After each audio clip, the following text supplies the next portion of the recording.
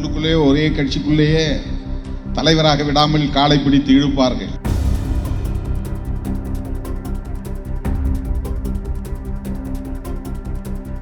தலைவரானாலும் முதலமைச்சராவது என்பது அவ்வளவு கடினமானதல்ல.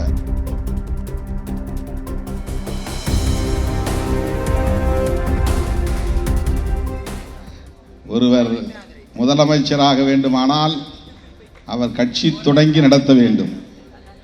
கட்சியை நடத்துவது என்பது அவ்வளவு எளிதான ஒன்று அல்ல.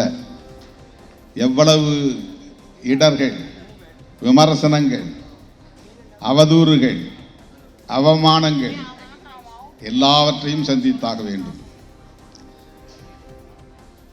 மக்களை சந்தித்தாக வேண்டும். மக்களின் நம்பிக்கையை பெற்றாக வேண்டும். உட்கட்சி முரண்களை சந்தித்தாக வேண்டும். உள்ளுக்குள்ளே ஒரே கட்சிக்குள்ளேயே தலைவராக விடாமல் காலை பிடித்து இழுப்பார்கள், சதி செய்வார்கள். அவன் கட்சி தலைவராகிடக்கூடாது, ஆனால் முதலமைச்சர் ஆகிடுவான். தலைவராக விட மாட்டார்கள். தலைவரானாலும் முதலமைச்சராவது என்பது அவ்வளவு கடினமானதல்ல. அந்த கட்சி பெரும்பான்மை இடங்களில் வெற்றி பெற வேண்டும்.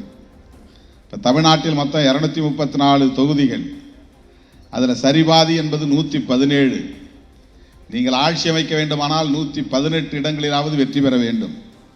118 இடங்களில் சட்டமன்ற உறுப்பினர்களை வெற்றி பெற்று அந்த வெற்றி பெற்ற சட்டமன்ற உறுப்பினர்கள் எல்லோரும் சேர்ந்து இந்த கட்சியின் சட்டமன்ற குழு தலைவராக உங்களை தேர்ந்தெடுக்கிறோம் என்று அவர்கள் ஒருமனதாக தேர்ந்தெடுக்கும் போது நீங்கள் முதலமைச்சராக முடியும். ஆகவே நாளைக்கு நம்முடைய ஜோசப் செரால்ட் அவர்களும் ஜெபதாஸ் தினகரன் அவர்களும் வந்து உங்களை தேர்ந்தெடுத்து விட முடியாது. இங்கே 2 நாளில் உங்களை முதலமைச்சராக்கி விட்டார்கள், சபாநாயகராக்கி விட்டார்கள். ஆனால் களம் அப்படி இலகுவானதல்ல.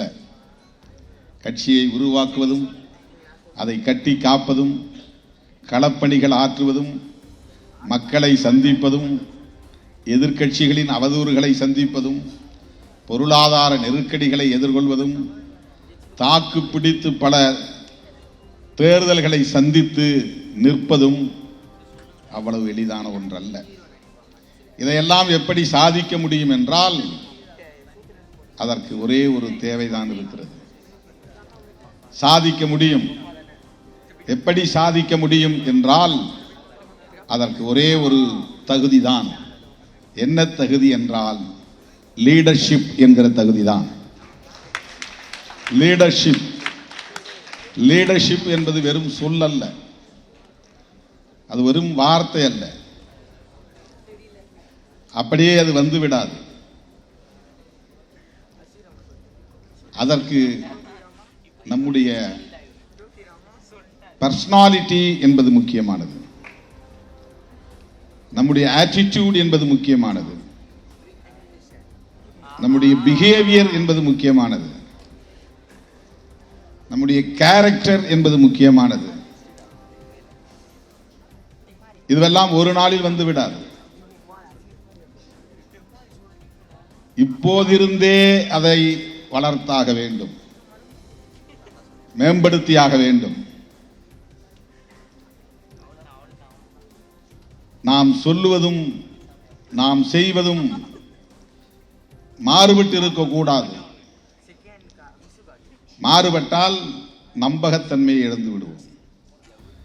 நம்பகத்தன்மையை இழந்தால் தலைவராக நீடிக்க முடியாது. கிரெடிபிலிட்டி